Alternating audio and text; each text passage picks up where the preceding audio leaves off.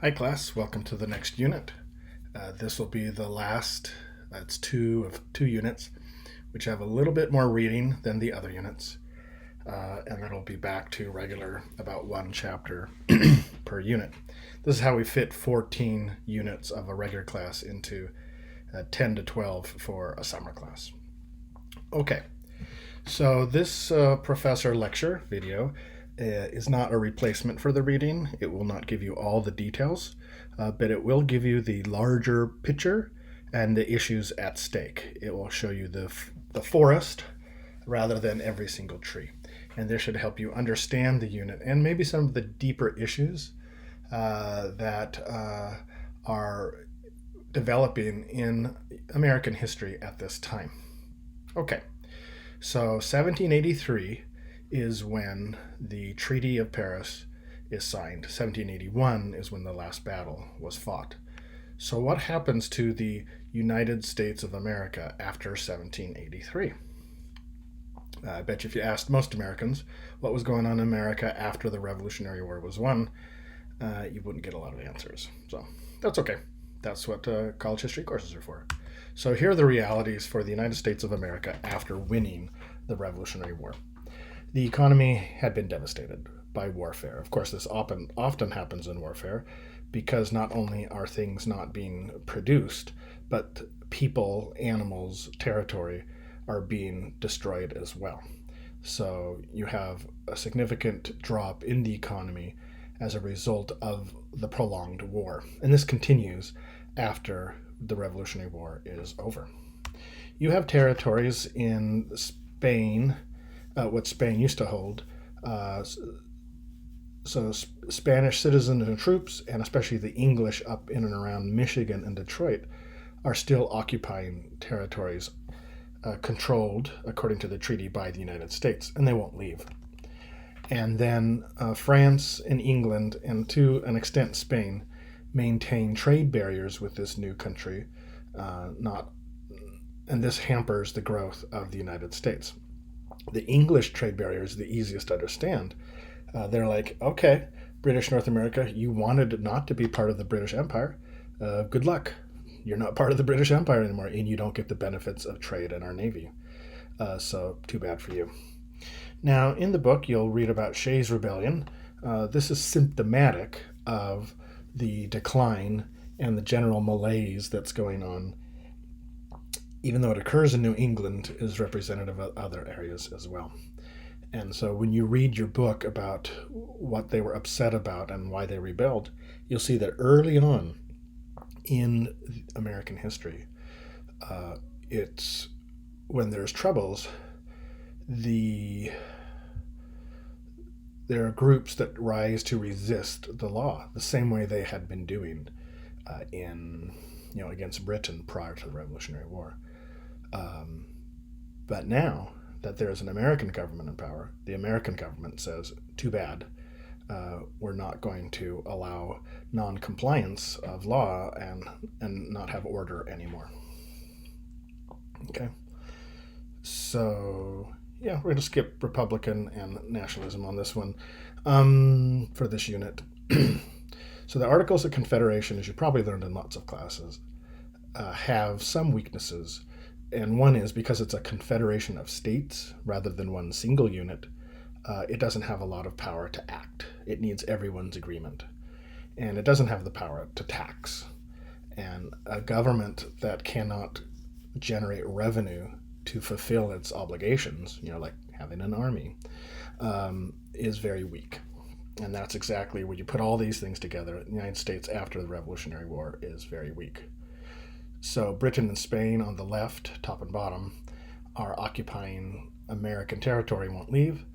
And then Britain and France are engaging in mercantile trade barriers, slowing down trade. One thing that does happen that is not quite as bad as what we've said in the previous slides is these states, starting with Ohio, there's the Northwest Act, and it starts to develop these areas for American colonization. Again, if you're a tribal person in this area, that's bad news for you. You'll start to slowly see your control over territory eroded. This bill of 12 shillings or $1,200 are just visuals to show you how there was an incredible amount of inflation because the US economy and the inability of governments to confidently raise revenue led to inflated paper money. Yeah, $1,200 bill. This is the visual going back to Shays' Rebellion, where the common soldiers and the common farmers rebel against the Massachusetts government. But the Massachusetts government, which I'll remind you, was doing this against the English before the Revolutionary War, now says, okay, we're done. We're not doing that anymore. If you do go to the place of Shays' Rebellion, this is where the last battle was fought, you'll see little markers. Okay, so if that's the situation, then it makes kind of sense why a portion of the most powerful Americans decided to come together and adjust the way that their government, right? Why these groups of people? They were politically powerful. They were economically powerful. So it is the elites of the United States, right? It's not all the blacksmiths or all the landless farmers or all the Native Americans or other groups. It's a specific group. In the North, they are businessmen, bankers, merchants, and in the South, they are large plantation owners producing through their slaves rice, tobacco, and other goods. And they, because the United States of America is doing poorly, decide to come together and redo it. So from Madison's notes, which were not made public till after he died, these are some of the ideas that were discussed in the idea of now reforming a new government under a new constitution.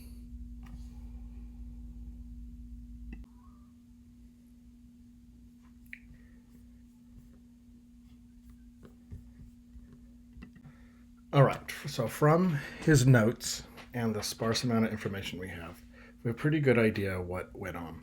There were a lot of ideas that were discussed. They were using classic documents like from the Roman Republic, which again was not a democracy, and ideas of the Enlightenment, such as Montesquieu's Spirit of the Laws. And so some of the ideas that they centered around were that the government should have three branches and functions. So you're separating out making the laws, executing the laws, and judging. It should have the power to tax. They realized that was a problem with the earlier government. Also, it should not be able to infringe on private property without due process of law. And it should represent the people. But they did consider life terms, which we do have for the Supreme Court, I might point out, which is not quite democratic because there's no ability for them to be accountable. There was the idea that the rich and well-born must rule for the masses, so a significant portion of them believed that it's okay to have some democracy. Oops. Yeah, okay, that's good. And but they needed other items. Either we have been too democratic, maybe others, the same group said. So we don't want to be too democratic and we don't want to be too undemocratic. And so there was this kind of settling middle where they wanted to balance monarchy, aristocracy, and democracy. So they wanted a government that had all of that together. Now I know what you're saying. There's no king in the Constitution. Yes, I get that. But the idea of a strong enough executive that can carry out what the government needs to for order, an aristocracy that kind of guides the whole system by those who consider themselves the elites, and then some democracy. But they didn't want too much democracy because they feared giving the common man at this time all the power would lead to too much disorder. They thought democracy was a bit unstable. And of course, making it semi-undemocratic helped their own position because they would have more power than in a full-blown equal democracy. So the Constitution of 1787 began to be discussed among those issues. And there was one plan that wanted to kind of have what the Articles of Confederation were doing. All states represented in equal numbers so it would be fair. So this is the idea that a state is an entity in a democracy that should be equal with each other. So the concept that if a state had 51 million people in it versus a state that had 300,000 people in it, the 300,000 people should have the same amount of representation as the 51 million people. And that comes from the idea that states are equal entities. And then they would have the legislature appoint the executive, and then the executive would appoint the judicial branch. So it's kind of a basic thing. And that's not what went through. Instead, the Virginia plan is what went through, and they decided to have a democratic house where the people, as they saw it, would vote, and then also a Senate, which would serve as a brake and a controlling device on that more democratic house. Remember, the Senate was not chosen by the population at that time in 1787 in the Constitution. They also wanted an executive by the legislature, though that would change, and a judiciary. They were kind of into that. So these two sides, in small states and big states, were struggling to come to a compromise, and then in July 1787 they did. And it had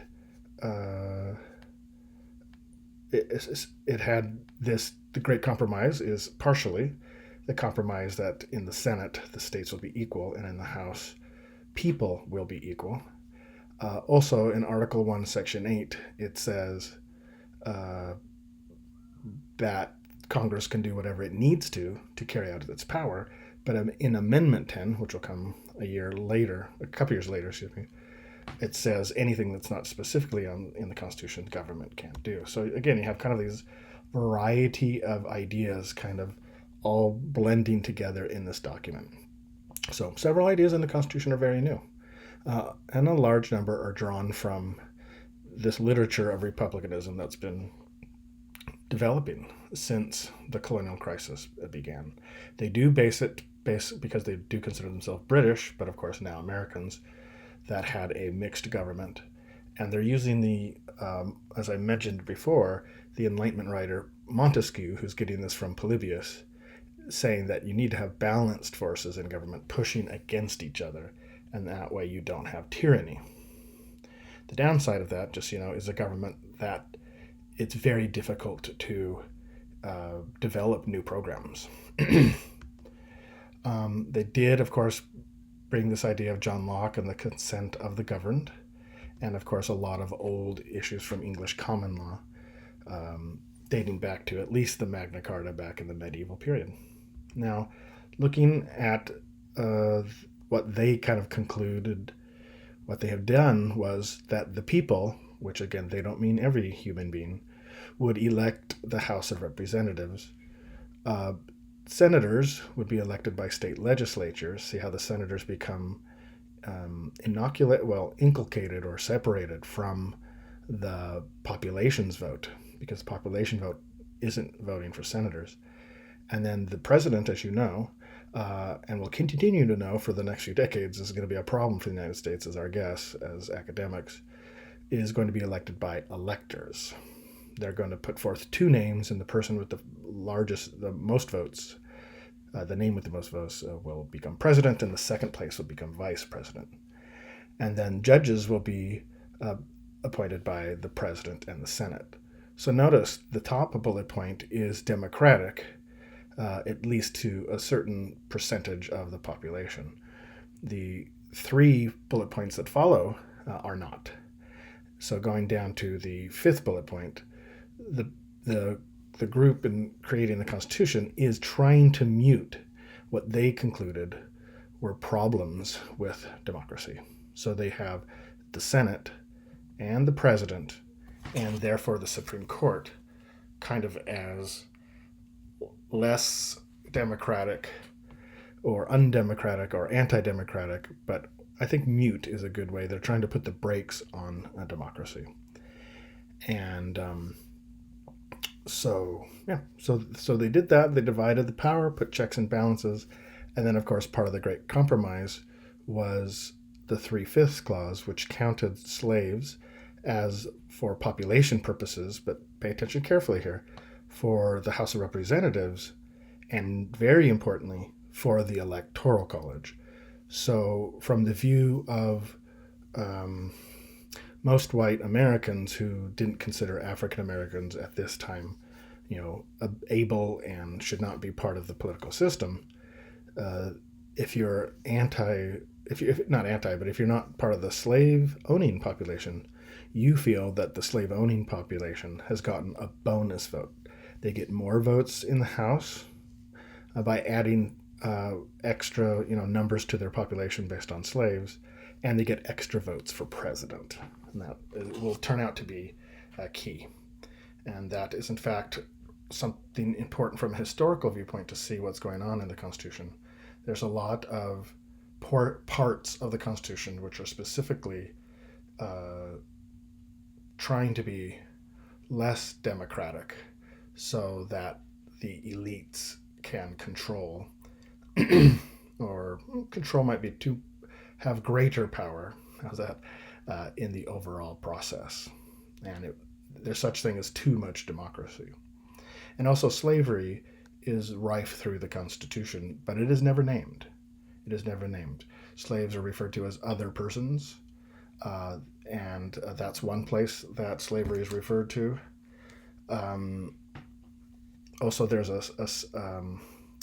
the slave laws cannot prohibit the slave trade until 1808, right? So it's not talking about slavery, it's talking about the slave trade, but of course, that's why it's there. And then there is a fugitive slave clause in there that owners of other human beings can go get them. So that, slavery is fairly strongly present in the Constitution. So we don't know, but it's, guess, this is estimate, about 50% of the United States of America would want to ratify this Constitution, and 50% would not. And so there's a big campaign to ratify the Constitution. There's a variety of bad jokes in this one, if you look carefully, mid-right, well, far right, but in the middle, up and down. And then in the end, those who wanted to pass it, again, tend to be more elite, and those who were against it tended to be more common. That's not an exact number, but that's a lot what's going on. And so eventually they got the 9th state out of 13 to ratify it, and it was time to begin. So the two positions in reference to the Constitution, which will go on for the next decade and a half, are on one side you have the Federalist, Alexander Hamilton, yes, like the musical, James Madison, though he'll change sides later, George Washington, John Adams. For them, remember, let's go back. The United States was suffering because it had a weak government, a weak economy, and couldn't even enforce treaties and get armies off their territory. So for this group, the Federalists, and this proposed Constitution they see as Federalist, they see a larger government as securing freedom. So a larger government secures your freedom. If it's a small government, it will be weak, and it cannot secure your freedoms, especially commerce.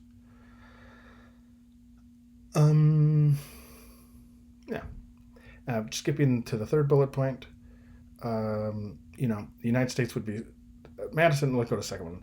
If you extend the sphere to enough areas, then no one group will be able to take control of the government, was the idea. So checks and balances in the end would protect liberty. Now the Anti-Federalists, Thomas Jefferson would be the one you would know the most. Monroe, Sam Adams, remember him up in the North. To them, the large government threatens freedom, so they didn't like it. And so they wanted limited government, and they would only in the end accept this Constitution if it was guaranteed that they could make amendments in the very first year to protect people's civil rights. And once that promise was made, then it was easier for the Constitution to be ratified. So once it was ratified, the first elections were set for the first Tuesday after the first Monday in November 1788. And after the election, a few months later, the government began in 1789. Now, something to kind of pay attention to, which again, in the college history class, we look at these things, and most of the time, if you're not in an academic setting, you don't think about this. But we, the people of the United States, do, and then blah, blah, blah is the preamble, right? Well, who is the people in the Constitution is not everyone. So there is the people, and they want to possess the blessings of liberty and pass them on to their posterity. And two other groups other than the people are mentioned. One is other nations, and that represents Native Americans, the tribal populations. And then other persons are named, and they are slaves. So those two groups are not in the people. So something to kind of think about. Because the word other, of course, implies, obviously, that they're not in the main group being talked about.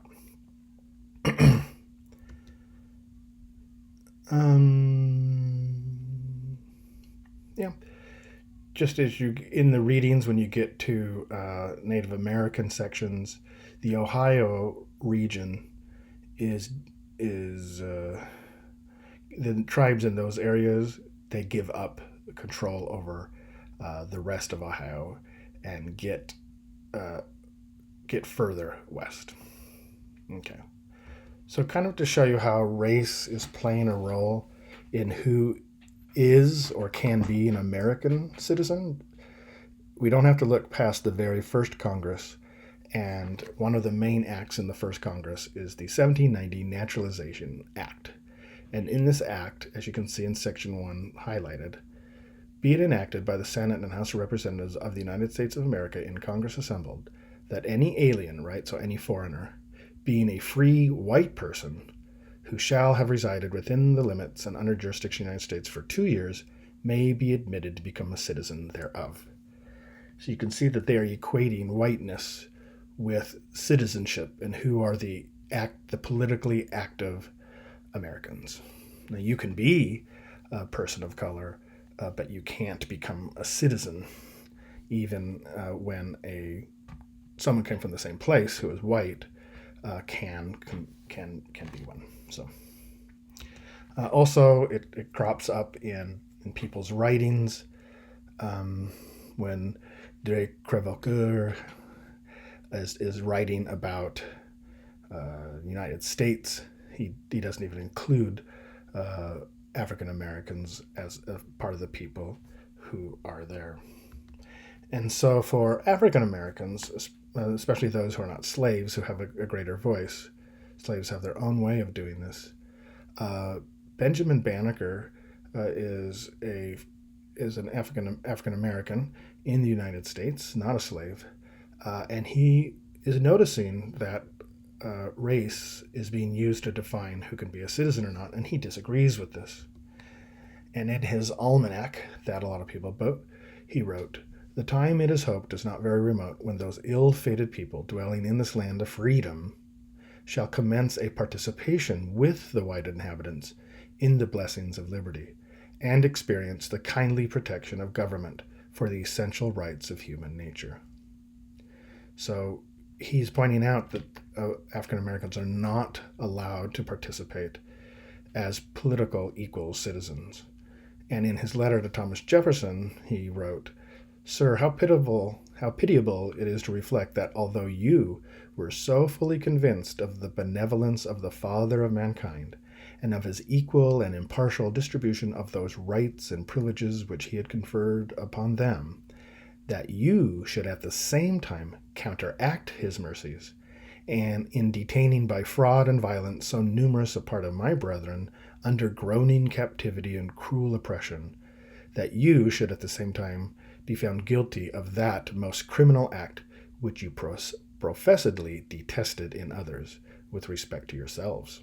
So he is calling hypocrisy that the American group that was so against the English government turning Americans into slaves, but then at the same time, some of them, like Thomas Jefferson, are owning slaves. So this is the first of two professor lectures for this longer unit, and I'll see you soon for the next one.